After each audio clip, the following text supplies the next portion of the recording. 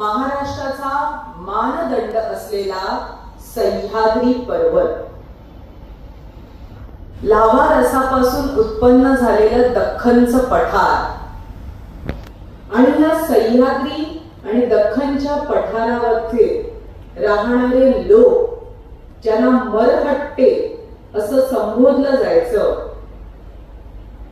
5 मोठे प्रांत आणि 3 छोटे प्रांत मिळून ज्या महान राष्ट्राची आणि त्यामध्ये राहणाऱ्या या मरहट्ट्यांची ही जी भूमी आहे त्याला आपण महाराष्ट्र असं संबोधत असतो. साहजिकच सह्याद्रीचे जे गुणधर्म आहेत आणि लाव्हा रसातून इथल्या पाण्यामध्ये वाहणारे जे गुण आहेत ते मराठी माणसांच्या नसानसात भिनलेले असतात आणि म्हणूनच आपला लढाऊ बाणा आपण जपलेला दिसतो.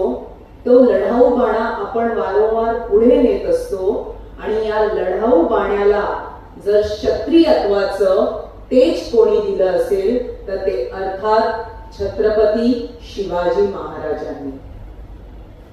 शिवाजी महाराजांनी जे काही आपल्या मनामध्ये स्वतंत्रतेचं स्फुल्लिंग पेटवलं ते गेली 400 वर्ष अव्याहतपणे पेटतच आहे आणि पुढे 40,000 वर्ष ते पेटत राहील, कारण हे कधीही न विझणारं असं आहे. कारण त्यातून आपल्या आत्मसन्मानाची, आपल्या सत्वाची ओळख आपल्याला करून दिलेली आहे. अशा या महाराष्ट्राच्या भूमीमध्ये ज्या वेळेला मराठ्यांच्या इतिहासाचा विचार आपण करतो तेव्हा इतिहासाची पानं जेव्हा तुम्ही उलटत असतात तेव्हा काही पानांवर जो इतिहास लिहिलेला आहे तो शाईने लिहिलेला आहे आणि काही पानांवरचा इतिहास आहे तो मानवी रुधिराने लिहिलेला आहे, माणसांच्या रक्ताने लिहिलेला आहे. ज्या वेळेला हिंदवी स्वराज्याची स्थापना होते त्याच्या या यज्ञकुंडामध्ये अनेक समिधा अर्पण केल्या गेल्या होत्या आणि ह्या सगळ्याच्या योगदानातून जे काही निर्माण झालेलं आपल्याला दिसून येतं ते हिंदवी स्वराज्याचं स्वरूप आपल्या समोर आजही आदर्शवत असलेलं पाहायला मिळतं. हा रुधिराने लिहिलेला जेव्हा इतिहास तुम्ही अभ्यासायला लागता, त्या पानांवर तुम्ही जाता, त्यावेळेला शिवरायांच्या कालखंडातले, त्यानंतर मराठ्यांच्या इतिहासातले अनेक प्रसंग आपल्या नजरेसमोर यायला लागतात आणि या अनेक प्रसंगातूनच आपल्या समोर साकारलं जातं एक महत्वाचं पान म्हणजे अर्थातच पावनखिंडीचा इतिहास. पण तिथे जाण्यापूर्वी आपल्याला ओळख करून घ्यायची आहे की पावनखिंडला पावनखिंड म्हणावं असं कर्तृत्व गाजवणाऱ्या त्या लोकांची आणि त्यांचं नेतृत्व करणाऱ्या नरवीर बाजीप्रभू देशपांडे यांची. भोर तालुक्यात सिंध नावाचं गाव आणि या गावामध्ये इसवी सन 1615च्या दरम्यान बाजीप्रभूंचा जन्म झाला असं काही कागदपत्रांमधून आपल्याला समजतं, कारण त्यांच्या जन्मतिथीबाबत आपल्याला निश्चिती नाहीये. मुळातच छत्रपती शिवाजी महाराजांच्या जन्माबद्दल सुद्धा अजूनही आपण गोंधळलेले आहोत. म्हणून एक शिवजयंती आपण तारखेला करतोय, एक शिवजयंती आपण तिथीला करतोय, एक शिवजयंती 1627 ही धरून जी लोकमान्यांनी परंपरा सुरू केलेली तेव्हा करतोय, एक शिवजयंती अक्षय तृतीयेच्या अनुषंगाने येते. अशा सगळ्या चालू आहेत. पण आम्ही जे अभ्यासक आहोत गडदुर्गांचे, शिव इतिहासाचे, आम्हाला शिवाजी महाराज कधी जन्माला आले हे महत्वाचं वाटत नाही, कारण आमच्यासाठी त्यांचं कार्यकर्तृत्व महत्वाचं ठरतं. आणि जे आपल्या इतिहासामध्ये आहे तर हाच गोष्टीचा विचार आहे की माणूस जन्माला येणं, तो कोणाच्या पोटी जन्माला येणं, कुठे जन्माला येणं हे आपल्या हातात नाही, पण जन्माला आल्यानंतर त्याने काय केलं, काय करावं आणि ते कर्तृत्व गाजवून जेव्हा तो या इहलोकाचा निरोप घेतो तेव्हा त्याची स्मृती ठेवली जाते, तेव्हा त्यांचं स्मरण ठेवलं जातं. आणि म्हणून आपल्या आपल्या हिंदू धर्मशास्त्रानुसार जन्मतिथीऐवजी पुण्यतिथीला महत्व जास्त आहे आणि त्या तारखा जास्तीत जास्त नमूद केलेल्या दिसतात. त्यामुळे जन्माला येणं ही नैसर्गिक प्रक्रिया आहे, पण मृत्यूनंतर स्मरणात राहणं हे त्या व्यक्तीच्या कार्यकर्तृत्वावर असतं आणि हे जेव्हा आपण साजरं करतो तेव्हा त्या व्यक्तीचं स्मरण आपल्याला होत असतं याची जाणीव असते. त्यामुळे बाजी प्रभूंच्या अनुषंगाने सुद्धा त्यांचा जन्म कधी या वादात किंवा त्या खोलात आम्ही जात नाही, कारण पुढचा त्यांचा इतिहास सगळ्यात महत्वाचा ठरतोय. सिंध हे त्यांचं मूळ गाव. बाजी प्रभूंचा जन्म झाल्यानंतर आपल्याला जेव्हा त्यांच्या इतिहासातले जे संदर्भ मिळत आहेत तेव्हा पहिला संदर्भ मिळतो की बाजी प्रभू देशपांडे. देशपांडे हेच नाव आपल्या डोक्यात आहे, पण ही आहे पदवी. बाजी प्रभूंचं मूळ आडनाव आहे प्रधान. कुठल्या तरी राजवटीमध्ये हे घराणं प्रधान या पदावर कार्यरत असावं आणि तेच त्यांना पुढे उपनाम प्राप्त झालेलं दिसून येतं आणि नंतरच्या काळात त्यांना देशपांडे ही पदवी मिळालेली आपल्याला दिसून येते. पण इतिहासात पुढे मात्र त्यांचा उल्लेख बाजी प्रभू, बाजी प्रभू आणि देशपांडे म्हणूनच ओळखला जातो आहे. आता सगळ्यात त्यांची जी महत्वाची ओळख येते ते म्हणजे बऱ्याच ठिकाणी बाजी प्रभूंबद्दल जो गैरसमज आहे की ते ब्राह्मण समाजापैकी होते. बाजी प्रभूंची जी ज्ञाती आहे ती ब्राह्मण नसून ती आहे कायस्थ. चंद्रसेनीय कायस्थ प्रभू नावाचा आपल्याकडे एक समाज आहे ज्याला सिकेपी म्हणून ओळखलं जातं आणि या समाजाचं योगदान महाराष्ट्रावर नित्य उपकारक आहे, कारण या समाजाने महाराष्ट्राला तब्बल 2000 वर्षाची साथ दिली आहे. इसवी सन पूर्वीच्या कालखंडामध्ये ज्या वेळेला उत्तर भारतामध्ये मौर्य साम्राज्याचा उदय झाला, चंद्रगुप्त मौर्याच्या रूपाने भारतीय उपखंडातला पहिला राज्यकर्ता चक्रवर्ती सम्राट याचा उदय झाला, ज्याने अगदी परदेशाशी आपले संबंध निर्माण केले आणि अशा या राज्यकर्त्याच्या कुळामध्ये त्याचा मुलगा बिंबिसार आणि त्याचा मुलगा ज्याला आपण सम्राट अशोक या नावाने ओळखतो याचं अस्तित्व आपल्याला जाणवतं. कलिंग म्हणजे आत्ताचा ओरिसा प्रांत, त्या युद्धानंतर सम्राट अशोकाचं मन विषण्ण झालं आणि त्याने शास्त्र धर्माचा त्याग करून शांततामय बौद्ध धर्माची वाटचाल सुरू केली. मौर्य घराण्याने हे असं केल्यानंतर अर्थातच सम्राट अशोकाला जे मानणारे होते त्यांनी त्याचं अनुसरण केलं, पण मौर्य कुळातील काही राजपुत्र किंवा राजपुरुष त्यांना आपल्या क्षत्रियत्वाचा त्याग करणं योग्य वाटलं नाही आणि त्याऐवजी त्यांनी आपलं उत्तरेतलं राज्य त्यागाचं काम करून जे मौर्य साम्राज्य आहे त्याच्या सीमारेषेवरती यायचं काम केलं. मौर्य साम्राज्याच्या सीमा या आपल्याकडे नाला सोपाऱ्यापर्यंत पसरलेल्या होत्या, कारण मौर्य काळामध्ये शूरपारक या नावाने हे बंदर ओळखलं जायचं. त्या ठिकाणी शिलालेख सुद्धा सापडलेले आपल्याला दिसून येत आहेत. आणि अशा या परिस्थितीमध्ये आपल्याला पाहायला मिळतंय की ज्या वेळेला की मौर्य साम्राज्याची सीमावर्ती भागामध्ये या लोकांनी यायचं काम केलं, त्यांना शांततेने राहायचं होतं, स्वतंत्र राज्य निर्मिती करायची होती आणि इसवी सन पूर्व कालखंडात ते आले महाराष्ट्राच्या अपरांत भूमीमध्ये. कोकण किनारपट्टीवरती त्यांनी आपली वस्ती केली. येत असताना त्यांच्याबरोबर त्यांचे काही शासकीय अधिकारी सुद्धा आले. मौर्यांच्या शिलालेखामध्ये असा उल्लेख आहे की ज्या ज्या ठिकाणी ते नवीन वसाहत करत, ज्या ज्या ठिकाणी ते राज्य स्थापना करत, त्या त्या ठिकाणी आपल्या घराण्यातील एका राजकुमाराला ते पाठवायचे. प्रशासकीय अधिकार सांभाळण्यासाठी निकाय नावाच्या अधिकाऱ्याला पाठवायचे. जे इतर रोजची कामं आहेत ते सगळं पाहणाऱ्यासाठी महामात्र नावाच्या अधिकाऱ्याला पाठवायचे आणि इतरांची यादी दिलेली आहे.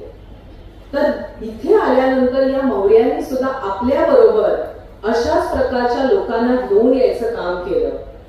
निकाय या शब्दाचा जेव्हा सूक्ष्म पद्धतीने अभ्यास केला जातो तेव्हा लक्षात येतं की हा जो पदाधिकारी आहे, हा जो प्रशासकीय अधिकारी आहे, हा आपत प्रसंग पडला तर हातातली लेखणी बाजूला ठेवायचा आणि त्याच्याऐवजी हातामध्ये तलवार धारण करायचा आणि युद्धासाठी रणमैदानात जायचा. आणि म्हणून या निकाय अधिकाऱ्याने दोन्ही बाजू आपल्याला सांभाळलेल्या दिसून येतात.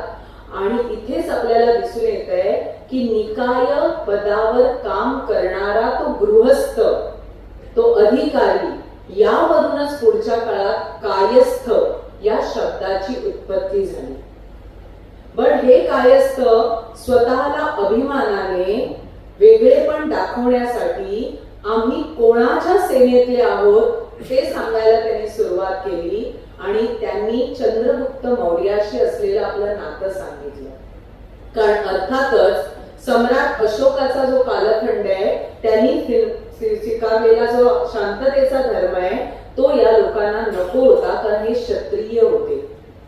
त्यामुळे चंद्रगुप्त मौर्याशी नातं सांगत असताना त्यांनी आम्ही चंद्रगुप्त मौर्याच्या सेनेतील लोक म्हणून चंद्रसेनीय हा शब्द, हा बिरुद विचारात घेतला आणि तिथूनच आपल्याला चंद्रसेनीय कायस्थ प्रभू, प्रभू या शब्दाचा अर्थ आहे प्रमुख, हे नामाविधान आलेलं दिसून येतं.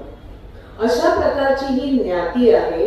यांच्या बरोबर आलेला जो दुसरा महामात्र आहे, महामात्र म्हणजे समाजाचा प्रमुख, हे उपनाव सुद्धा पुढे आपल्याला अपभ्रंशाने म्हात्रे झालेलं पाहायला मिळतं. पण आजही तुम्ही जे म्हात्रे आडनाव धारण करणारी लोक आहेत किंवा हा जो सिकेपी समाज आहे यांच्या घरातल्या रीतीभातींचा जर अभ्यास केला तर तुम्हाला एक त्यांच्यामध्ये विशेषता जाणवते की ते आपल्या जेवणामध्ये खसखस हा प्रकार भरपूर वापरतात. आणि हे कारण आहे की काश्मीरच्या भागामध्ये ते मुबलक प्रमाणात मिळत होतं, त्यामुळे त्यांना त्यांच्या जेवणामध्ये त्याची रुचकरता आणायची असायची. आणि महाराष्ट्रात आल्यानंतर सुद्धा त्यांनी आपली ती खाद्य संस्कृती विसरायचं काम केलं नाही, त्या परंपरा तशाच राहिल्या. म्हणजे खाद्य संस्कृतीतून सुद्धा इतिहासाची मुळं कशी शोधता येतात ते इथे आपल्याला दिसतंय. असा हा कायस्थ समाज, या समाजातले असलेले बाजी प्रभू देशपांडे, या समाजाचं वैशिष्ट्य म्हणजे हे फक्त महाराष्ट्रातच स्थिरावले नाही तर संपूर्ण भारतवर्षात ज्या ज्या ठिकाणी राजघराणी होती त्यांच्या त्यांच्या आश्रयाला ते गेले.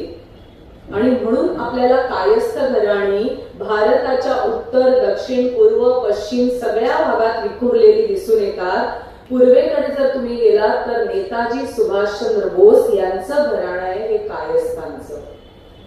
भारताचे दुसरे पंतप्रधान लाल बहादूर शास्त्री हेही कायस्थ. दक्षिणेकडे गेलात तर तुम्ही कायस्थ राजघराणं सुद्धा तुम्हाला पाहायला मिळतं.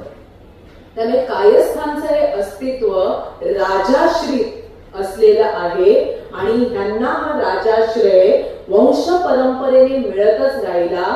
कारण या ज्ञातीचं वैशिष्ट्य म्हणजे दोन महत्वाच्या गोष्टी. एक तर ह्या ज्ञातीला ओळखलं जातं ते असीजीवी आणि मसीजीवी. असी म्हणजे तलवार, तलवार धारण करणारे, आणि मसीजीवी म्हणजे शाही, लेखणी आणि शाहीचा वापर करून प्रशासकीय काम करणारे. आणि दुसरी या ज्ञातीची ओळख आहे जी शिवकाळात शिवाजी महाराजांनी पारखलेली होती, ती म्हणजे निष्ठा. शिवाजी महाराजांच्या दरबारामध्ये, शिवाजी महाराजांच्या कारभारामध्ये कायस्थांना मान मिळाला याचं कारण त्यांचं असलेलं निष्ठावान स्वरूप. आणि त्यांनी आपल्या प्रशासकीय सेवेमध्ये दाखल करून घेतलं. म्हणून महाराजांचे खासगी चिटणीस बाळाजी आवजी चित्रे हे सुद्धा कायस्थ समाजाचे आपल्याला दिसून येतात. पुरंदराच्या युद्धात लढणारे मुरारबाजी देशपांडे महाडकर हेही कायस्थ समाजातले वीर आपल्याला पाहायला मिळतात.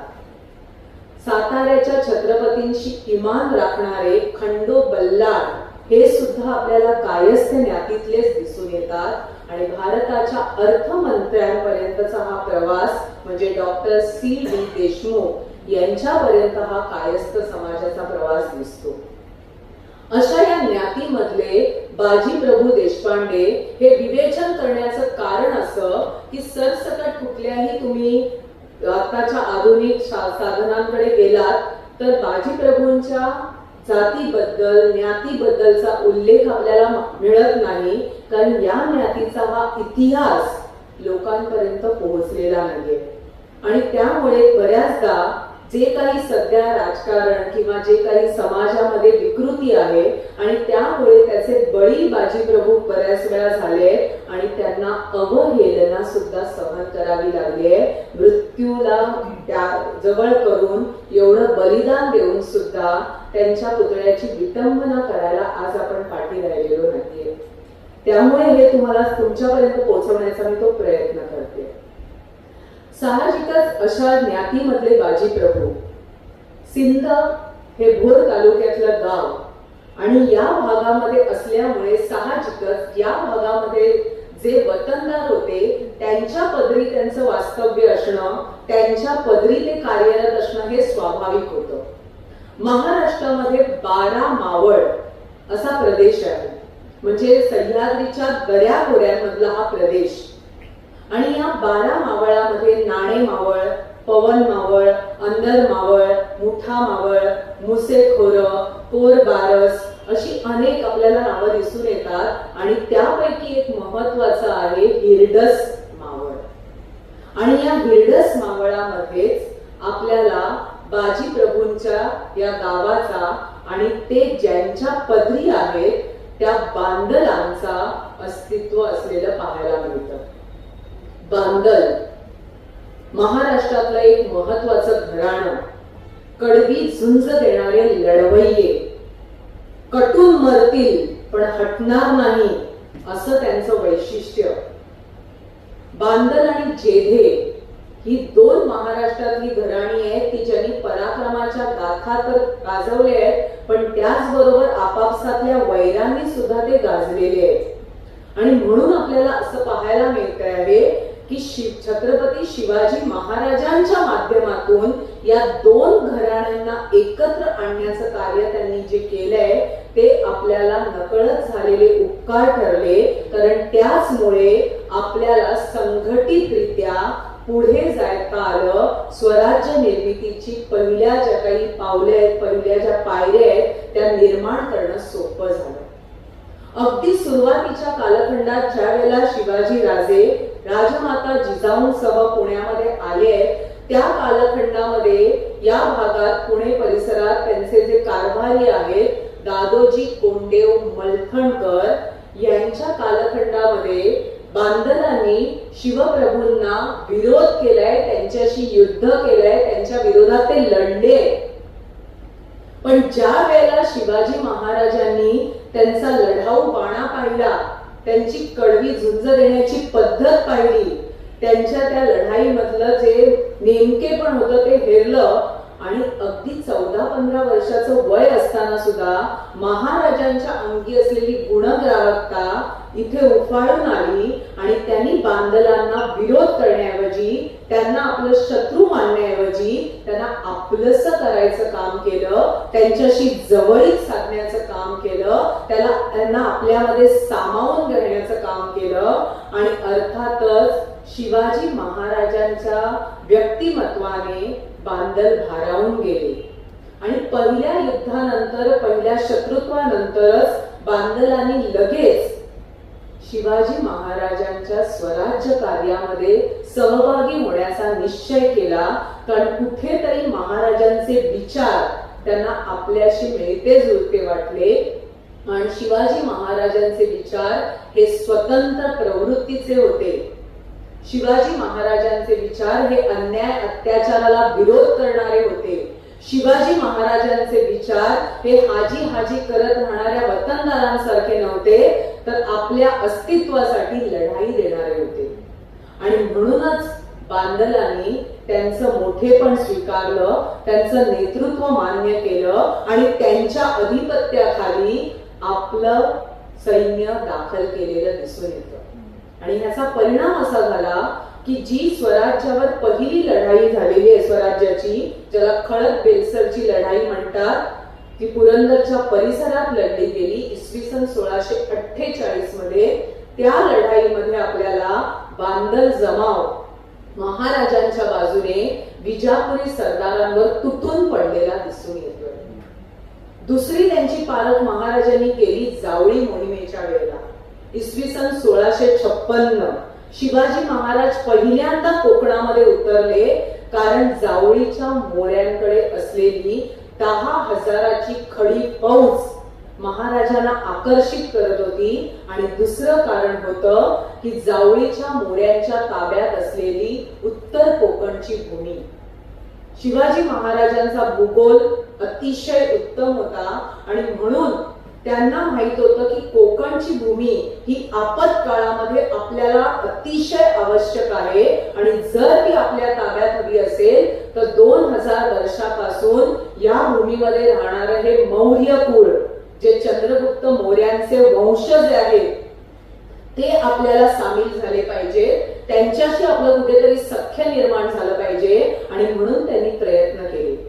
प्रारंभीच्या काळात महाराजांनी सामोपचाराचा प्रयत्न केला, रोटी बेटी व्यवहाराने संबंध जोडायचा प्रयत्न केला. पण आज आपण महाराजांना ज्या कर्तृत्वाच्या उंचीवर नेऊन ठेवलंय त्या काळामध्ये ते तसे नाहीये. शिवाजी महाराजांच्या बाबतीमध्ये किंवा त्यांच्या घराण्याच्या बाबतीमध्ये जनमानसामध्ये क्षत्रिय त्यांचं मान्य करणं हे तितकं रूढ झालेलं नव्हतं. कारण शिवाजी महाराजांचे आजोबा 4 महिने शेती करत, 8 महिने मुलुकगिरी करत, त्यामुळे त्यांची ओळख कुणबी मराठा अशी होती. त्यामुळे साहजिकच कोणताही राव मराठा जो 12ही महिने कमरेला समशेर बांधून असतो, तो आपली मुलगी त्यांना द्यायला तयार नव्हता.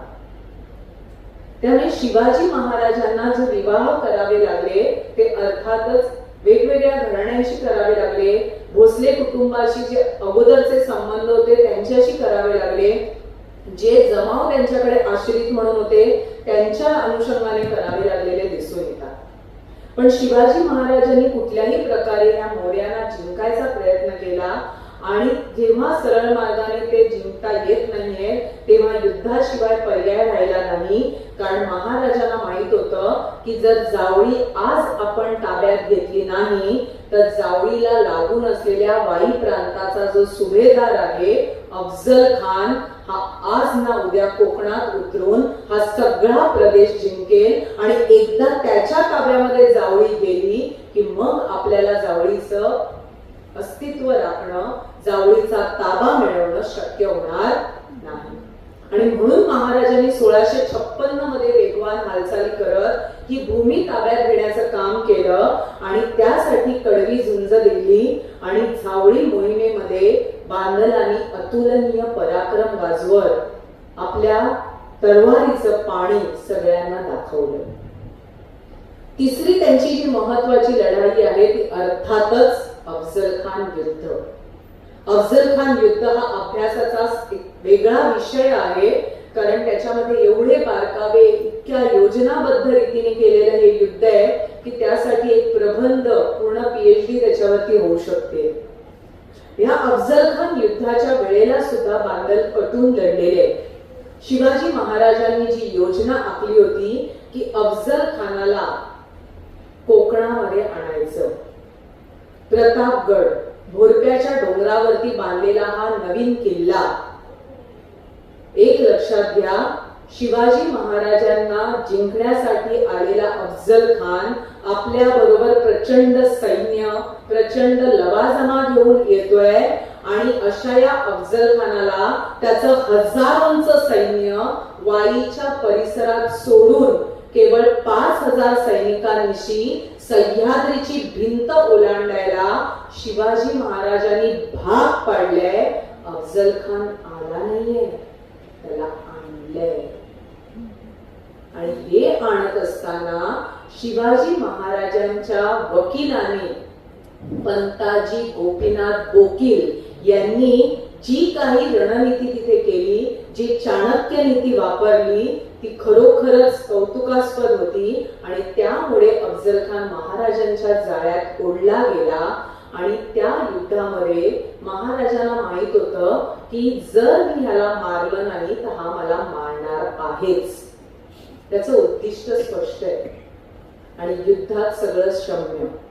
त्याने महाराजांना त्याला मारायचंच होतं आणि ते मारण्याच्या अनुषंगाने त्याने अफजल खानाच्या बाबतीमध्ये पुढच्या सगळ्या भेटीगाठींचा विचार करत सगळं ठरवलं. पण त्या अगोदर महाराजांनी आपलं सैन्य जावळीच्या खोऱ्यामध्ये विखरून ठेवलं आणि शिवाजी महाराजांचा आणि अफजल खानाच्या भेटीचा शामियाना ज्या ठिकाणी होता तिथून जवळच जनी आईचं म्हणजे जननीचं महिषासूर मर्दिनीचं देऊळ आहे त्या भागामध्ये सगळ्यात कडवी फौज महाराजांनी ठेवली होती ती आहे बांधलांची.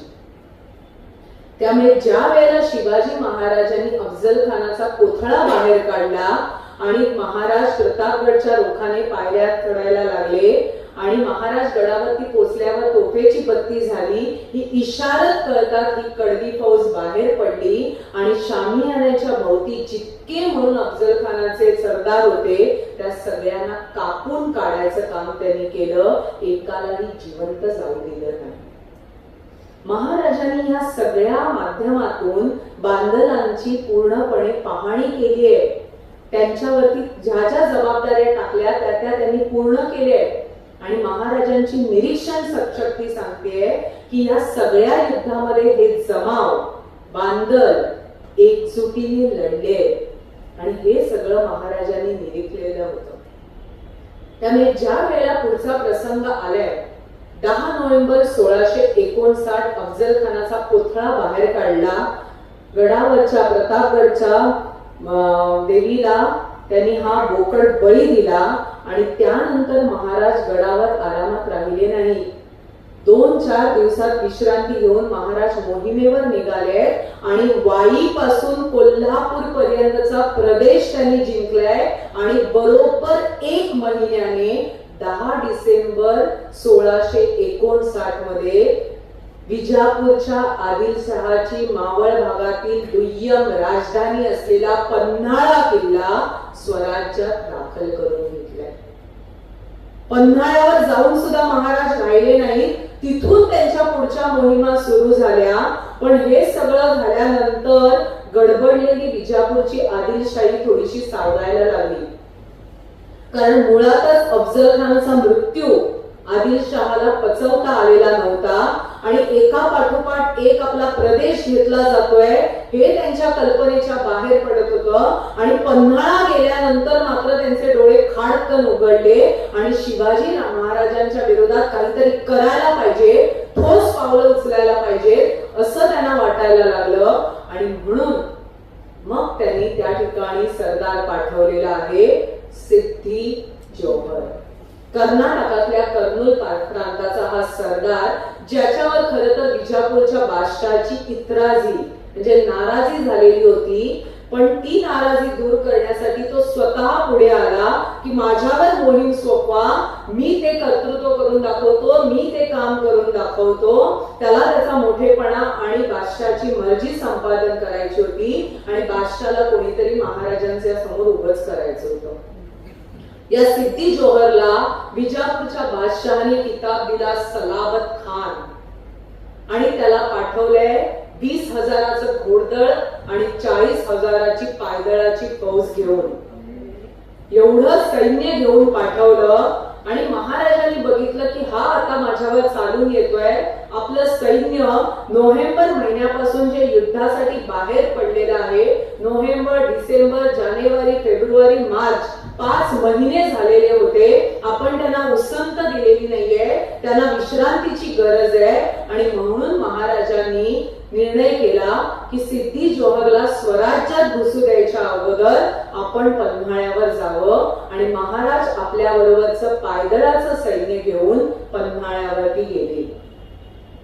कारण पन्हाळ्यावरती त्यांना काही काळ विश्रांती मिळणार होती आणि तिथून सिद्धी जोहरशी लढाईचा जर प्रसंग आला तर त्याची निवांत तयारी करता येणार होती. म्हणून महाराजांनी पन्हाळा गाठला. आणि दुसरं महत्वाचं कारण होतं की महाराजांची रणनीती. युद्धाचा प्रसंग आल्यानंतर महाराजांनी कायम युद्धस्थळ अशी निवडली आहे की जी युद्धस्थळ नव्याने स्वराज्यात दाखल झाली आहे किंवा शत्रूच्या मुलखात आहे. 400 वर्षापूर्वी महाराजांनी आम्हाला हे शिकवून ठेवलंय की युद्ध नेहमी शत्रूच्या मुलखात खेळायचं असतं, कारण नुकसान झालं तर त्यांचं होतं, आपलं नाही. आणि त्या पद्धतीने नुकताच स्वराज्यात आलेला म्हणजे सरहद्दीवरचा पन्हाळा महाराजांनी जवळ करण्याचं काम केलं.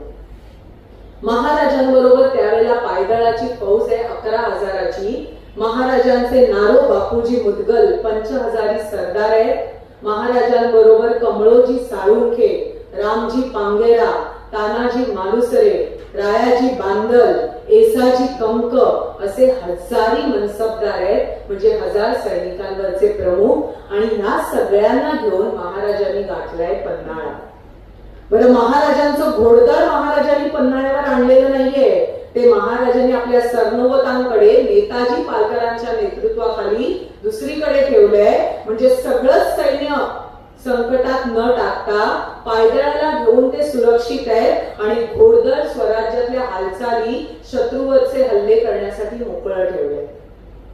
महाराज मार्च महिन्यामध्ये 2 मार्च 1660 मध्ये किल्ले पन्हाळ्यावरती आले आणि इथे आल्यानंतर सिद्धी जोहरला याची बातमी कळाली आणि त्याने आपला लवाजमा घेऊन पन्हाळ्याच्या रोखाने हालचाली सुरू केल्या. त्याच्याबरोबर रुस्तुमे जवान आहे, पण त्याला कल्पना नाहीये की हा रुस्तुमे जवान अगोदरच महाराजांना अंतस्थ स्थितीने मिळालेला आहे. फाजल खान आहे, जो अफजल खानाचा पुत्र, तो आपल्या वडिलांचा सूड घेण्यासाठी त्याच्यात दाखल झालाय. सिद्धी मसाऊद आहे, जो सिद्धी जोहरचा जावई आहे. या सगळ्यांना घेऊन तो आलाय आणि पन्हाळ्यावर असलेल्या महाराजांना कोंडीत पकडण्यासाठी संपूर्ण पन्हाळा किल्ल्याभोवती त्याने आपल्या सैनिकांच्या गटागटाने छावण्या निर्माण केल्या आणि त्या 2 छावण्यांमध्ये गस्त सुरू केली आणि अशा प्रकारे चारी बाजूने तो किल्ला वेढला. त्याला म्हणतात पन्हाळ्याचा वेढा. पण पन्हाळ्याचा जो प्रचंड आकार आहे त्याच्यामुळे त्याचं संपूर्ण सैन्य विखुरलं गेलेलं होतं. महाराजांना वाटलं की हा आता इथे आलेला आहे, हरकत नाही, आपल्या सैन्यालाही थोडी विश्रांती हवी आहे, एखाद महिना वाढ बघू. महाराजांनी विश्रांती देण्याचं काम केलं. मग त्यांच्या रोजच्या रोज खलबती चालूच होत्या आणि विश्रांती झाल्यानंतर महाराजांनी आपल्या सैन्याला गडावरून छावणीवर हल्ले करण्यासाठी पाठवलं. वेढा फोडण्याचा प्रयत्न सुरू केला, पण त्यात महाराजांना यश येईना, कारण सिद्धी जोहरची 60,000ची फौज आहे. दुसऱ्या बाजूने नेताजी पालकरांची पत्रव्यवहार चालू होता. त्यांना तो वेढा फोडण्यासाठी प्रयत्न करायला सांगितले जात होते, पण त्यांनाही तेवढं ते शक्य होत नव्हतं. पण तरीही महाराज शांत होते, कारण महाराजांना विश्वास होता की एकदा मे महिना संपला की त्यानंतर जो कोकणामध्ये महाराष्ट्रामध्ये पावसाळा सुरू होणार आणि तो एकदा सुरू झाला की सिद्धी जोहर किती काळ दम धरणार. कारण ह्या मावळ मुलखातल्या पावसाळ्यामध्ये तोंड देणं काही सोपं गोष्ट नाहीये, कारण त्या काळात पावसाळ्यातल्या सगळ्या मोहिमा त्या कारणानेच बंद असत आणि पावसाळ्यापर्यंत आपण वाट बघू. महाराजांच्या अनुषंगाने विचार करता ज्येष्ठ महिना सुरू झाला, पण सिद्धी जोहर तितकाच हटून बसलाय. तोही वेढा सोडायला तयार नाही, कारण तो त्याच्या इब्रतीचा प्रश्न होता. बरं, त्याला त्याच ठिकाणी थांबून फक्त पन्हाळ्याभोवती राहायचंय, कारण तिथून महाराज विसरले नाही पाहिजे, एवढीच त्याची भूमिका आहे. आणि किती काळ महाराज गडावर राहतील हे तो पाहतोय. महाराजांनी विचार केला, ज्येष्ठ महिना झालाय, आता आषाढ, त्यात तर धुवाधार पाऊस, त्या काळात तरी हा वेढा उठवेल, पण तरीही त्याने ते केलं नाही. आणि मग मात्र महाराज सावध झाले. त्यांच्या लक्षात आलं की गडावरनं आपल्याला वेढा फोडणं कठीण आहे. आपल्या सरनोबतांना नेताजी पालकरांना हा वेढा फोडणं शक्य होत नाहीये. हकनात आपले जे सैनिक आहेत ते त्याच्यामध्ये बळी जात आहेत आणि ते व्हायला नको, कारण छत्रपती शिवाजी महाराजांचं हे वेगळेपण आहे की त्यांना आपल्या सैनिकांच्या जीवाची किंमत होती. एक सैनिक तयार करायला काय परिश्रम घ्यावे लागतात हे माहीत होतं. आणि एक सैनिक मरतो म्हणजे फक्त ती व्यक्ती मरत नाही, त्याच्यावर अवलंबून असलेलं अख्खं कुटुंब ते सुद्धा मनाने मरतं हे त्यांना माहीत होतं. आणि म्हणूनच शिवाजी महाराजांनी कायम गनिमी कावा पद्धत वापरली की ज्याच्यामध्ये आपली कमीत कमी हानी होईल आणि शत्रूला आपण जास्तीत जास्त नुकसान पोहोचवू शकू. ज्या वेळेला आषाढाचे दिवस सुरू झाले आणि सिद्धी-जोर वेढा हटवत नाहीये, तेव्हा मात्र महाराजांनी निर्णय घेतला की आता योजना आखणं भाग आहे. महाराजांबरोबर असलेल्या हजारी मनसबदारांमध्ये त्यांच्याशी चर्चा झाली आहे. त्याच्यामध्ये पन्हाळ्याचे किल्लेदार त्र्यंबकजी भास्कर आहेत, पंचहजारी सरदार नारो बापूजी मुदगल आहेत, हजारी मनसबदार असलेले सगळे लोक आहेत. आणि यांच्याशी चर्चा केल्यानंतर सगळ्यांचं एकच मत पडलं की तो वेढा घालून का बसलाय, कारण महाराज गडावर आहे. महाराजांना असं वाटलं की जर आपण इथून बाहेर पडलो तर हा वेढा सुद्धा हटवेल आणि पन्हाळ्यावरच्या लोकांना एक सुखरूपपणे राहता येईल, मोकळा श्वास घेता येईल. आणि म्हणून महाराजांनी ती योजना आखायचं ठरवलं. आणि त्यांनी ठरवलं की आपण एकाच वेळेला 2 पालख्या तयार करायच्या. त्याच्यामध्ये एका प्रत्यक्ष शिवप्रभू असतील आणि दुसऱ्यामध्ये असणार होते शिवाजी महाराजांचे प्रतिरूप. अर्थातच पन्हाळगडावरील जे पत्रवाहक आहेत त्या पत्रवाहकाला शिवकाळात संज्ञा आहे काशी, आणि त्या काशीदांचं नाव आहे शिवा काशी. त्यांचा चेहरा महाराजांच्या चेहरेपट्टीशी जुळणारा, उंची जुळणारी आणि महाराजांसारखी दाढी वगैरे राखलेली असल्यामुळे हे साम्य त्यांचं लक्षात आलं. आणि मग त्यांच्या अनुषंगाने ती पालखी तयार करण्यात आली. आणि ह्या पालखीने स्वतःला पकडून द्यायचं होतं, वेळ काढायचा होता आणि त्याच वेळेला महाराजांना दुसऱ्या बाजूने निसटायचं होतं, कारण ते गरजेचं होतं. तरच पन्हाळा मोकळा राहणार होता, स्वराज्यात सुरक्षित राहणार होता. शिवाजी महाराजांची ही योजना ठरली आणि आपल्याला या सगळ्या योजनेच्या अनुषंगाने जी माहिती मिळते त्याच्यामध्ये 91 कलमी बखर, सभासद बखर, मराठी साम्राज्याची छोटी बखर, शिवदिग्विजय नावाची बखर, जेधे करीना, जेधे शकावली या सगळ्या कागदपत्रांमध्ये आणि महाराजांचं संस्कृत काव्य लिहिणाऱ्या कवी परमानंदांनी लिहिलेल्या शिवभारतामध्ये उल्लेख सापडतात की महाराजांनी मजालसींबरोबर म्हणजे अधिकाऱ्यांबरोबर चर्चा केली आणि पन्हाळगडावरून निसटण्याचा विचार केला. स्वतःची सुटका करून दुसरीकडे जायचा विचार केला आणि त्यासाठी तिथी निश्चित केली, आषाढ वद्य प्रतिपदा. आता ह्याप्रमाणे योजना ठरली, पण महाराजांच्या पालखी बरोबर जायचंय आणि तेही रात्रीच्या समयाला निघायचंय. त्याची चाहूल कोणाला लागू द्यायची नाहीये. त्यामुळे हा प्रवास करावा लागणार होता तो चालत, कारण घोड्यांचा वापर करता येणं शक्य नाही. कारण घोड्यांच्या टापांनी आसमंताला जाग आली असती आणि प्रश्न निर्माण झाला असता. आणि म्हणून महाराजांनी पालखी बरोबर चालणारे धारकरी निवडायला सांगितले आणि महाराजांनी आपल्या बरोबर असलेल्या सैनिकांमधून, हजारी मनसबदारांमधून ही जबाबदारी टाकली ती रायाजी बांदल यांच्यावरती.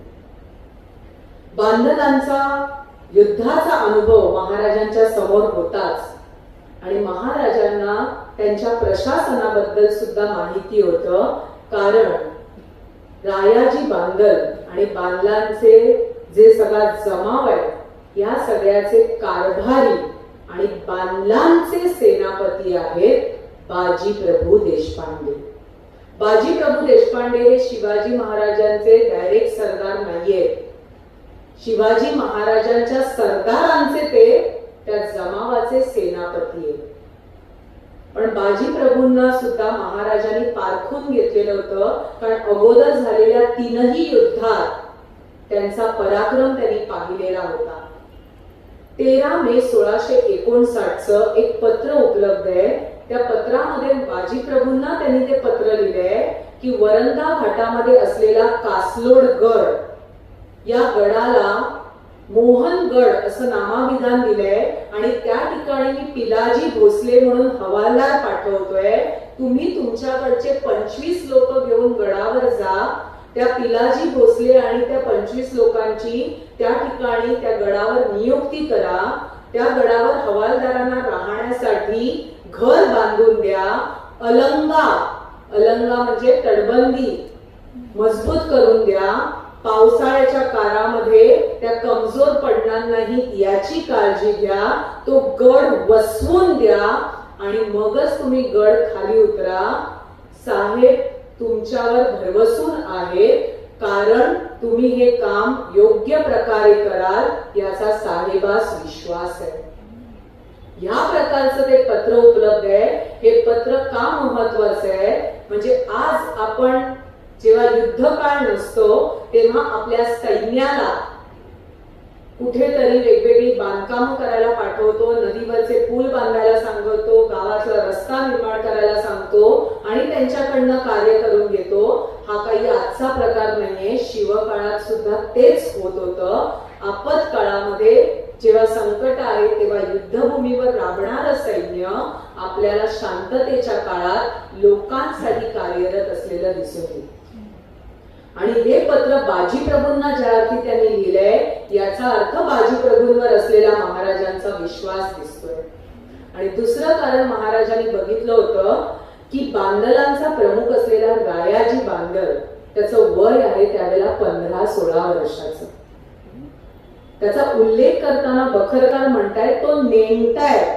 नेमटा म्हणजे अजून त्याला तेवढी समज नाही आली आहे, लहान आहे तो. आणि त्याच्या बाजूने त्याची आई, त्याची मातोश्री बांधलांचा कारभार बघते आणि युद्धस्थळावरती प्रशासकीय याच्यामध्ये सगळी जबाबदारी आहे बाजी प्रभूंवर. पण बाजी प्रभूंनी सुद्धा आपल्या या 15-16 वर्षाच्या मालकाला, स्वामींना कुठेही दगा दिलेला नाहीये. त्यांच्याशी निष्ठा राखली आहे आणि त्यांना राजकारणाचे, प्रशासनाचे, युद्धाचे धडे देण्याचं काम करतायत. इतकंच नव्हे तर ज्या ज्या वेळेला महाराजांनी मोहीम काढली आहे तेव्हा या नेमक्या रायाजी बांदला बरोबर सावली सारखे बाजी प्रभू देशपांडे त्याच्या पाठीशी आहे. आणि हे महाराजांनी बघितलं होतं म्हणूनच त्यांनी रायाजी बांदलाकडे जबाबदारी टाकली की आम्हा बरोबर येणारी लोक आपण निवडावी. कारण महाराजांना माहित होतं की हा बांदलांचा जो जमाव आहे त्या 1000 लोकांमधले सगळे जे लोक आहेत त्यांचे आडनावं बांदल आहे. ते एका बिरादरीचे, एकमेकांची चुलत चुलत चुलत असं अख्खं गाव त्याच्यामध्ये समाविष्ट आहे. आणि महाराजांना माहित होतं की जर ह्याच्यातल्या एकाला काही झालं तर उरलेले 999 शत्रूवर तुटून पडणार, त्याला सोडून जाणार नाही. आता हे जर वेगवेगळ्या आडनावाचे घेतले असते तर आपला काय प्रश्न आहे, तो पडलाय ना, जाऊ दे असं करून बाकीचे जाऊ शकले असते. म्हणून महाराजांनी हा बारकाईने विचार करून जबाबदारी टाकली.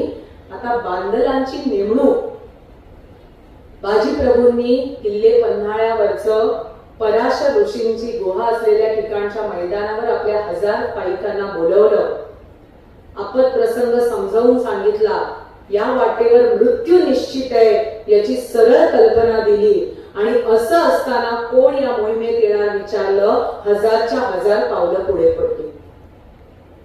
शेवटी बाजी प्रभूंनी आणि रायाजी बांदलांनी निर्णय घेतला की ज्यांची वय 15-16च्या वयोगटात आहेत, ज्यांची नुकतेच लग्न झालेली आहे, ज्यांची लग्न होऊन ज्यांना मुलं बाळ नाहीये, त्यांना बाजूला करावं. त्यांना या हातगाईच्या मृत्यूच्या लढाईत घेऊ नये. कारण ते जर गेले तर त्यांचे वंश पुढे कसे चालणार. बरं, जायचं अंतर आहे ते पन्हाळ्यावरून विशाळगडाकडे 42 मैलाचं अंतर म्हणजे 67 किलोमीटर. आणि ते काही तासात पूर्ण करायचंय तर तेवढी क्षमता आपल्याकडे असली पाहिजे. त्यामुळे 55 वयोगटापेक्षा वरच्या लोकांनाही बाजूला केलं. आणि त्या 1000तून असे 300-400 लोक बाजूला गेल्यानंतर उरलेले 600 लोक जे 20 ते 50 वयोगटातले ते त्यांनी बरोबर निवडले महाराजांच्या पालखी बरोबर जाण्यासाठी. अजून 50 लोक निवडले शिवा काशीदांच्या पालखी बरोबर जाण्यासाठी. आणि अशा प्रकारे सैनिकांची निवड करण्यात आली. दिवसही ठरला की आषाढ वद्य प्रतिपदेच्या रात्री जो शेवटचा दिवसाचा आपला प्रहर, शेवटचा प्रहर सुरू होतो, त्यावेळेला गडावरून निघायचं आहे. महाराजांनी सगळी तयारी केली. पालखीमध्ये बसले. त्र्यंबक भास्करांकडे पन्हाळगडाची जबाबदारी दिली. गडावर असणाऱ्या इतर सैनिकांना सावध राहण्याच्या सूचना दिल्या आणि महाराजांबरोबर हे 600 धारकरी निघाले. पन्हाळगडच्या ज्या मार्गाने ते निघाले त्या मार्गाला नंतरच्या काळात राजांनी तो मार्ग ओलांडल्यामुळे राजदिंडी असं संबोधलं गेलं. दिंडी म्हणजे दरवाजाची जागा. तिथून महाराज निघाले आणि पन्हाळगडाला संलग्न असलेल्या म्हसई पठारावर आले. अतिशय उत्कृष्ट असं हे ठिकाण आहे. निसर्गाचं वरदान लाभलेलं हे ठिकाण आहे आणि एकाला एक लागून अशी 7 पठार आहेत. आणि हा जो मार्ग आहे, हा मार्ग महाराजांच्या हेर खात्याला, महाराजांच्या खबऱ्यांना पूर्णपणे माहिती आहे. आसमंताला माहिती आहे, पण बाहेरून आलेल्या सिद्धी जवाहरला माहित नाहीये. कारण हा मार्ग प्राचीन काळचा व्यापारी मार्ग आहे. आणि ह्याचं खुणा आपल्याला दिसतात ते या मसई पठाराच्या पोटात असलेल्या 2000 वर्षापूर्वीच्या लेण्या. ज्या ठिकाणी तुम्हाला अशा लेण्या दिसतील त्यामध्ये प्राचीन व्यापारी मार्गाच्या खुणा सापडतात आणि त्यामुळे त्या आसामंतात राहणाऱ्या लोकांना त्याची खबर होती. महाराजांबरोबर हे 600 लोक निघाले. महाराज पालखीतून आहे, बाकीचे सगळे पायी चालतायत. आषाढाचे दिवस आहे, रात्रीची वेळ आहे आणि हा मार्ग ज्यांनी ज्यांनी चालायचं काम केलंय त्यांना त्याची कल्पना असेल. आजही या मार्गावरनं चालताना गुडघ्याभर पाय चिखलात रुततो. मग त्या काळातला अंदाज घ्या. या मार्गावरनं चालताना पायाला आपल्या जळू चिकटतात आणि ते रक्त प्यायल्याशिवाय सुटत नाहीत. जर तुम्ही त्यांना ओढायला गेलात तर अर्ध्या तुटून येतात, पण त्यांचं तोंड आपल्या शरीराला चिकटलेलं राहतं. अशा या मार्गावर हे चालतायत.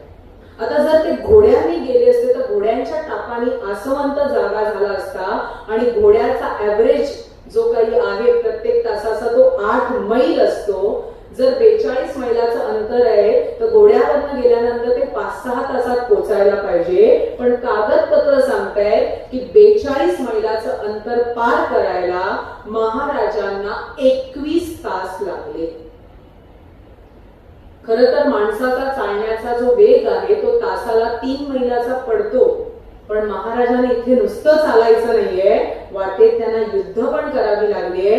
पुढचा पाठचा विचार करायचा आहे. शत्रूला पाठीवर घेऊन ते जात आहेत, त्यामुळे त्यांचा वेग थोडासा कमी असणं स्वाभाविक आहे आणि त्यांना काही काळ मध्ये थांबावं लागलंय.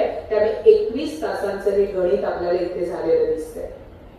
महाराज रात्री 9-9:30च्या दरम्यान जे निघाले ते दुसऱ्या दिवशी संध्याकाळी 6:30 वाजता किल्ले विशाळगडावरती पोहोचले. आता महाराज विशाळगडच्या चोखाने का गेले? कारण ती त्यांची सगळ्यात सुरक्षित जागा होती पन्हाळ्यापासून. आपली सासूरवाडी सुरक्षित. ज्या वेळेला 1656 मध्ये महाराज जावळीमध्ये उतरले, इतर मोरे घराण्यांनी त्यांच्याशी कुठल्याही प्रकारचे विवाह संबंध नाकारले असले तरी महाराष्ट्रातलं 8वं मोरे घराणं किल्ले विशाळगडावरती होतं. त्यांनी मात्र महाराजांचा हा प्रस्ताव स्वीकारला आणि आपली कन्या जयश्रीबाई मोरे ही महाराजांशी विवाह करून दिली. शिवाजी महाराजांचा हा जावळी मोहिमेत झालेला 4था विवाह होता आणि यानंतर महाराजांनी आपल्या या पत्नीचं नाव ठेवलंय लक्ष्मीबाई. आणि त्या मोऱ्यांना म्हटलंय की आपण तो विचारवंत, कारण तुम्ही सारासार विचार केलात, योग्यतेचा विचार केलात आणि तेव्हापासून मराठ्यांमध्ये विचारे हे उपनाम आलेलं दिसतंय. त्यामुळे आपल्याला दिसतंय की विशाळगडावर असलेले हे मोरे घराणं शिवाजी महाराजांची सासूरवाडी आहे आणि त्या ठिकाणी महाराजांना धोका असण्याचा संभव नव्हता. आणि दुसरं कारण किल्ले विशाळगडची भौगोलिक स्थिती. हा किल्ला 10% कोल्हापूर प्रांताला जोडलेला आहे आणि 90% कोकणात आहे. म्हणजे महाराज एकदा विशाळगडावर पोहोचल्यानंतर तिथून कोणत्याही वाटेने त्यांना कोकणात उतरणं सहज शक्य होतं आणि स्वतःला सुरक्षित करता येणार होतं. म्हणून महाराजांनी विशाळगड निवडला आणि आपल्या बरोबर धारकरी घेऊन निघाले. या वाटेवरनं निघाल्यानंतर दुसरी पालखी जी निघाली ती थोडीशी जाग देत गेली. त्याने ती सिद्धी जोहरच्या सैन्याने पकडली आणि शिवा काशीदांची चौकशी करत असताना शेवटी हे महाराज नाही याची ओळख फाजल खानाने सांगितली आणि शिवा काशीदांना आपलं बलिदान द्यावं लागलं.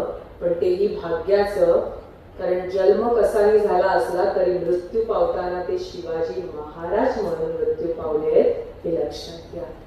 त्याने शिवा काशीदांचं हे बलिदान आजही इतिहास विसरलेला नाही. दुसऱ्या बाजूला महाराजांच्या पाठलागावर सिद्धी जोहरने आपल्या जावयाला सिद्धी मसाऊदला पाठवलंय.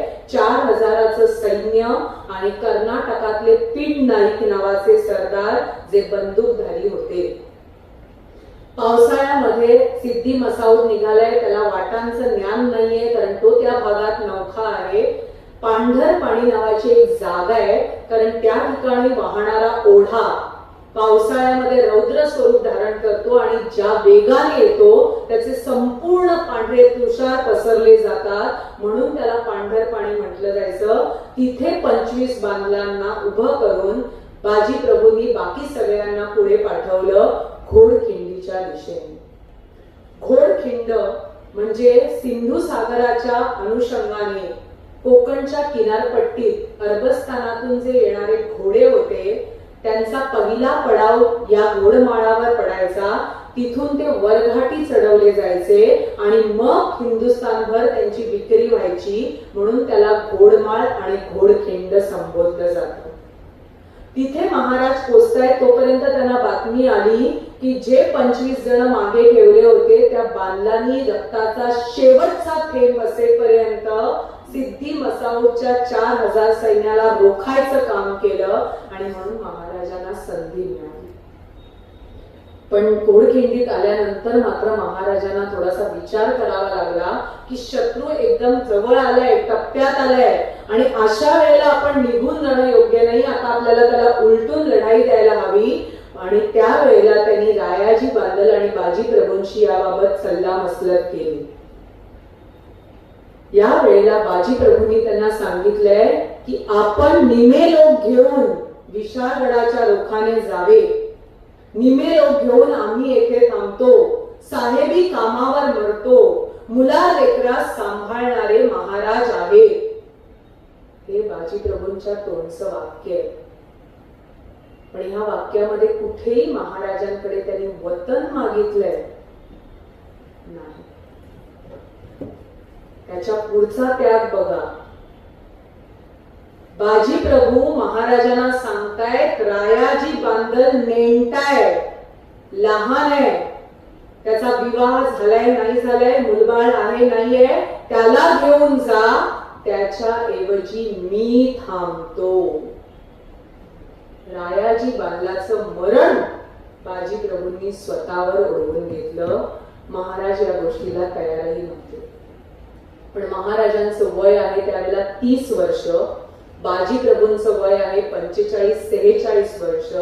वयाच्या ज्येष्ठतेने अनुभवाने बाजी प्रभूंनी जे काही सांगितलं ते महाराजांना त्या प्रसंगात मान्य करावं लागलं. कारण नाहीतर हकनाक सगळेच म्हणणार हे चित्र स्पष्ट होतं. आणि महाराजांना त्यांनी पुढे पाठवलं. एकच शब्द दिला, विशाळगडावर पोहोचेपर्यंत आणि तोफांचा आवाज येईपर्यंत शत्रूला या खिंडीतून पुढे येता येणार नाही. महाराज 275 मावळ्यांना घेऊन पुढे गेले आणि बाजी प्रभू तिथेच थांबले आहेत 300 जणांना घेऊन. आणि महाराजां गेल्यानंतर बाजी प्रभूंनी रणनीती आखली. आपल्या 300 मावळ्यांना त्या पूर्ण खिंडीमध्ये विखरून ठेवलं. आता खिंड म्हणजे तुमच्या डोक्यात जी कल्पना असेल ती आधी जरा बाजूला ठेवा. 2 डोंगरांमधला भाग म्हणजे खिंड नाहीये. ही खिंड जी आहे ही आहे कासारी नदीचं उगमस्थान, तिचा ओढा. दोन्ही बाजूने थोडस 45 कोन साधत तुम्ही खाली उतरता आणि खालून कासारी नदी वाहते, तिचं उगम वाहतो आणि पुढे जाऊन तिचं मोठं रूप धारण होतं आणि ते ओलांडणं याला सुद्धा खिंडच म्हटलं जातं. बाजी प्रभूंनी त्या अनुषंगाने जी चढाईची बाजू होती तिथे आपल्या सैनिकांना ठेवलंय आणि प्रत्येकाला स्वतः जवळ मोठमोठे शिलाखंड आणि छोटे छोटे दगडी गोळे जमा करून सगळ्याला सांगितले. सिद्धी मसाऊदचं सैन्य येईपर्यंत ही सगळी पूर्वतयारी या मंडळींनी केली. सिद्धी मसाऊदचं घोडदळ होतं, ते आल्यानंतर त्यांची पहिली तुकडी खाली उतरली आणि त्यांना काय कळायच्या आत अचानक उतारावरून आलेले गोफण गुंडे त्या घोड्यांचा आणि त्यावर बसलेल्या स्वारांचा वेग घेऊ लागले आणि पहिल्या तुकडीला आल्या पावली पाठी जावं लागलं. मसाऊदने दुसरी तुकडी पाठवली, त्याचीही तीच परिस्थिती, त्यांना सुद्धा तसंच माघारी जावं लागलं. शेवटी मसाऊदने आपल्या सैन्याला फळी करून पुढे पाठवलं आणि जबरदस्तीने खिंड उतरण्याचा प्रयत्न सुरू केला. तेव्हा त्याच्या अंगावरती मोठमोठे शिलाखंड येऊन कोसळायला लागले आणि त्यांना माघार घ्यावी लागली. मिळालेल्या बकरींमधल्या उल्लेखानुसार आणि मुख्य म्हणजे तत्कालीन कागदपत्रांमधल्या जेधे करीना आणि जेधे शकावलीनुसार आपल्याला अशी माहिती मिळते की या खिंडीमध्ये बाजी प्रभूंनी आणि बांदलांच्या सैनिकांनी सिद्धी मसाऊदच्या लोकांना तब्बल 4 तास रोखून धरले, युद्ध नाही केले. सैन्य तुंबवलंय असा शब्द आहे. आणि 4 तासानंतर सिद्धी मसाऊदचं असं वाटलं होतं की इथे एवढी लढाई होते म्हणजे स्वतः शिवाजी महाराज इथे असतील, पण नंतर त्याच्या लक्षात आलं की ते नाहीये. तेव्हा त्याने जोर करून सगळे सैनिक खाली उतरवायचा प्रयत्न केला आणि तेव्हा शेवटचा अर्धा तास हातघाईची लढाई झाली आहे, म्हणजे प्रत्यक्ष समोरासमोर. दुपारी 2 वाजता सुरू झालेलं हे युद्ध संध्याकाळी 6 वाजेपर्यंत रोखण्याचं काम करतंय आणि 6 ते 6:30 त्या अर्ध्या तासातला सगळ्यात महत्वाचा खेळ होता. जोपर्यंत महाराज गडावर पोहोचत नाही तोपर्यंत बाजी आणि बांदलांना तिथून हटणं शक्य नव्हतं आणि त्यांनी शेवटपर्यंत ती जंग लढायचा प्रयत्न केलाय, प्रयत्न करत राहिले आणि ह्या अर्ध्या तासामध्ये तुंबळ युद्ध सुरू झालंय. हे 300 बांदल येणाऱ्या 3000च्या फौजेला भारी पडले, म्हणजे एक जण 10 शत्रू सैनिकांवर तुटून पडलाय हे आपल्याला दिसतंय. आणि इथे बाजींनी एका महत्वाच्या शस्त्राचा वापर केलाय, जी मराठ्यांची म्हणून ओळखली जाणारी शस्त्र आहे. त्याच्यामध्ये जसं महाराजांचं वाघनख प्रसिद्ध आहे, तसंच ह्याच वर्षी महाराष्ट्र राज्याने राज्य शस्त्र म्हणून ज्याला मान दिलाय ते पट्टा, हे शस्त्र बाजी प्रभूंनी या खिंडीत वापरले.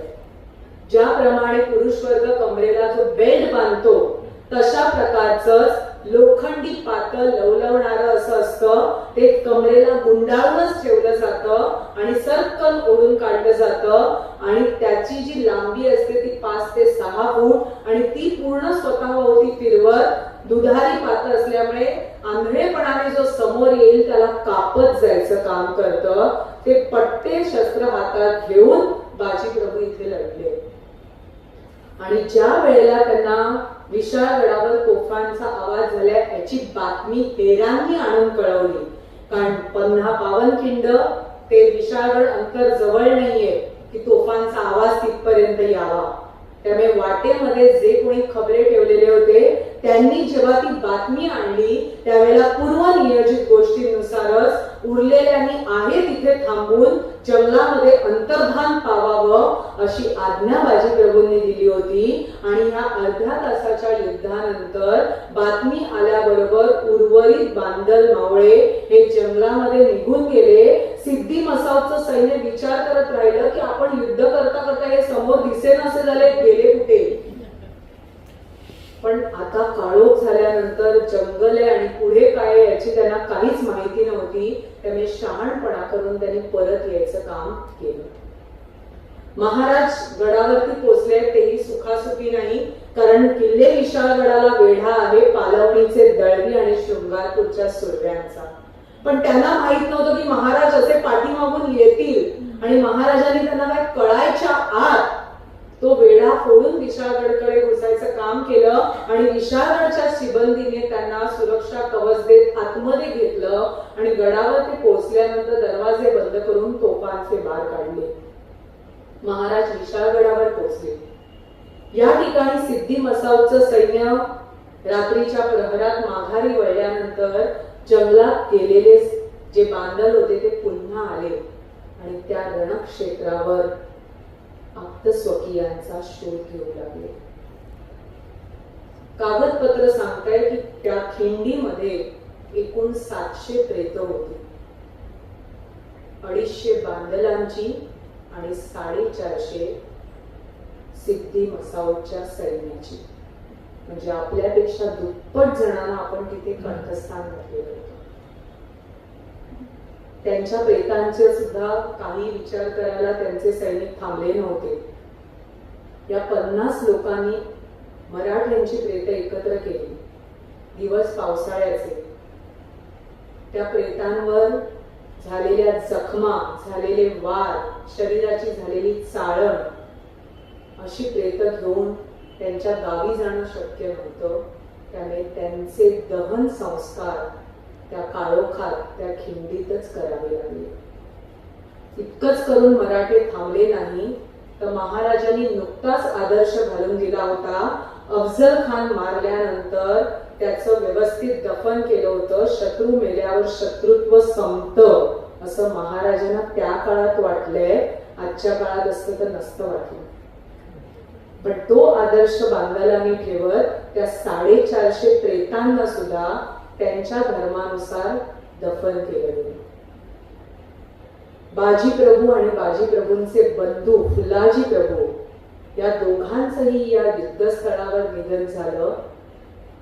त्यांच्याही शरीराची चाळण झालेली होती आणि त्यांचे असे देह विशाळगडापर्यंत नेणं सुद्धा शक्य नाहीये.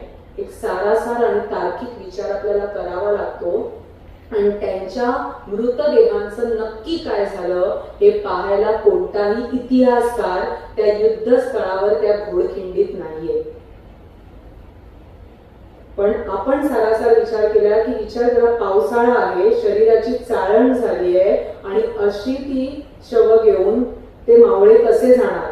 बरं, विशाळगडाच्या रोखाने जायचं तर तिथे जो वेढा पडलाय ते त्यांना स्वागत करून बोलवणार आहेत. बरे, बाजी प्रभूंचं प्रेत आहे, जा घेऊन.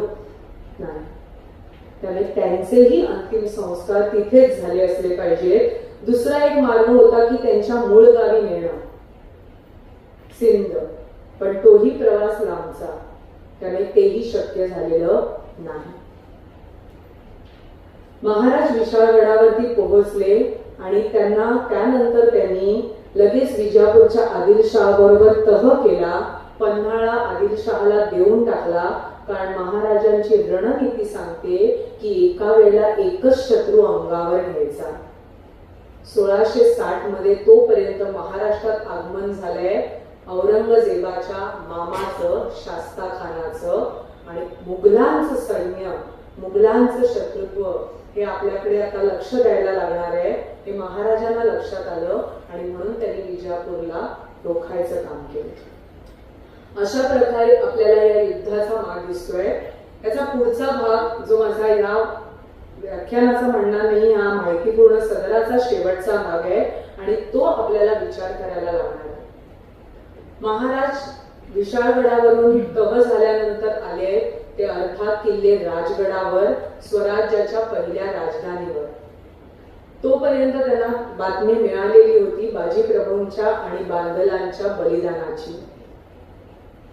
किल्ले रायगडावरती पद्मावती माचीवर असलेला दिवाण-ई खास दरबार भरला आणि त्या ठिकाणी कान्होजी जेधे महाराजांच्या दरबारातले मातब्बर असामी उपस्थित होते. महाराजांनी त्यांना एक विनंती केली.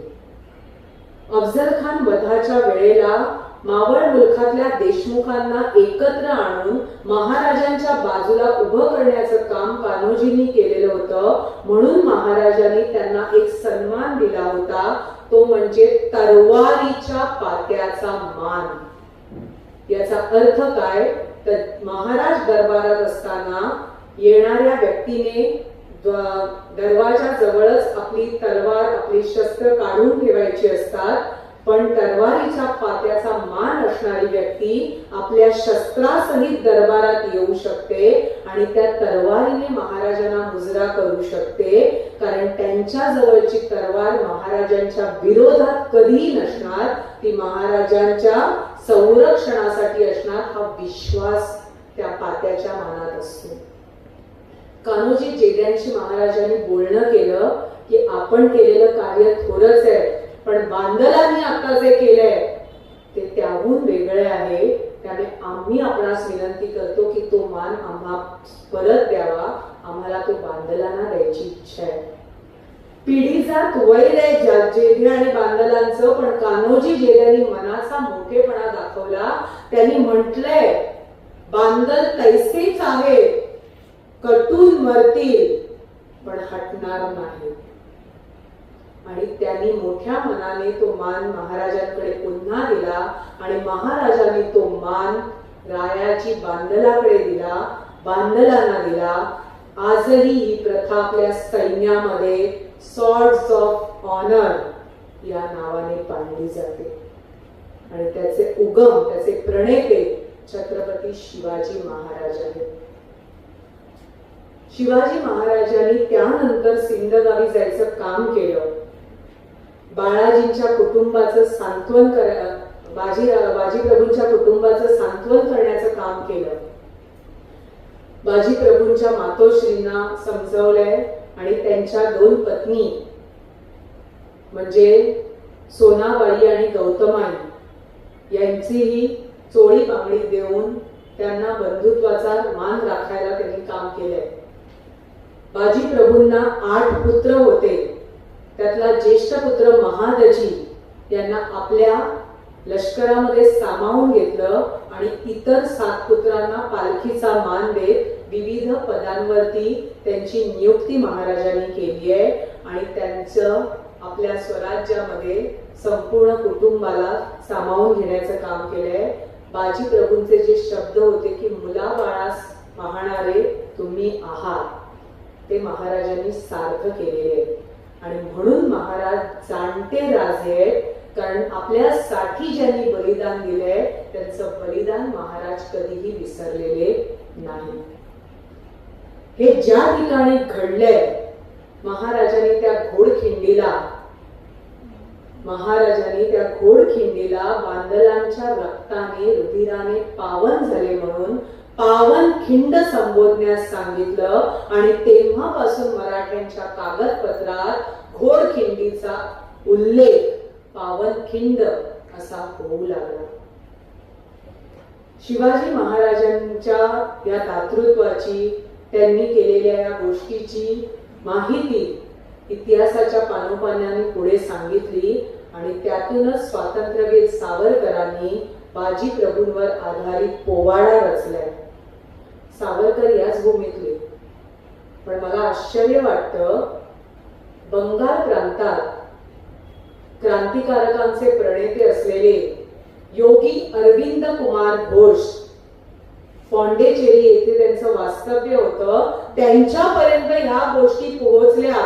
अर्थात त्यामध्ये बदल होत गेले असतील, पण त्यांनी त्या ऐकल्या आणि त्यांनी या प्रसंगावर पोवाडा लिहिलाय, तोही चक्क इंग्रजी भाषेत. पण तो आमच्या मुलांपर्यंत आम्ही पोहोचू शकत नाही, कारण आम्हालाच आधी या रणक्षेत्राबद्दल माहिती नाही. त्या पावनखिंडीत महाराष्ट्राच्या भूमीत राहून आम्ही कधी जात नाही. आणि ज्या वेळेला तुम्ही त्या ठिकाणी जाल, ज्याप्रमाणे प्रतापराव गुजरांचं नेसरी खिंडीतलं योगदान आहे आणि त्यांच्यावरती काव्यरचना करताना कवी कुसुमाग्रजांनी म्हटलेलं आहे, ओढ्यात तरंगे अजूनही रंग रक्ताचा, तो रक्ताचा रंग पाहायचा असेल तर आजही कासारी नदीच्या त्या उगम स्थानावर तुम्हाला दिसेल, कारण तिथे बांधलांचं रुधिर रक्त सांडलेलं आहे. माझी तुम्हाला विनंती आहे की ज्या पद्धतीने तुम्ही इथे एकत्र येताय त्याच पद्धतीने अशा रणक्षेत्रांवर वर्षातून एकदा तरी जा. ती तिथी सोडल्याशिवाय, तो दिवस सोडल्याशिवाय वर्षभर तिथे कोणी फिरकत नाही. निदान पावनखिंड जनमानसाला माहितीये, पण अशी अजून रणक्षेत्र आहेत की ज्या ठिकाणाबद्दल लोकांना निश्चिती पण नाहीये. आणि अशा ठिकाणी तुम्ही जा. आजूबाजूला असलेल्या रान झाडातली 4 फुलं तोडून त्या ठिकाणी वाहा, कारण त्या ठिकाणाचं जेव्हा तुम्ही निरीक्षण कराल तेव्हा आपल्या मनात आपसूक कवी बाबू बोरकरांच्या भावना, त्यातल्या कवितेच्या ओळी निर्माण होतात. यज्ञी ज्यानी देऊनी निजशिर, घडिले मानवतेचे मंदिर, परितयांच्या दहन भूमीवर, नाही चिरा नाही पडती, तेथे कर माझे जुळती, तेथे कर माझे जुळती.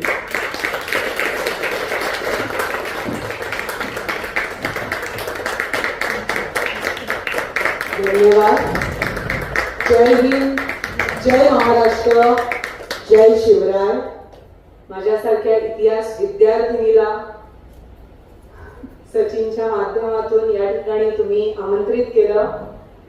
2009 साली भेट, त्याच्यानंतर आता आमची आहे, पण काल झाल्यासारखी ती भेट स्मरणात असते.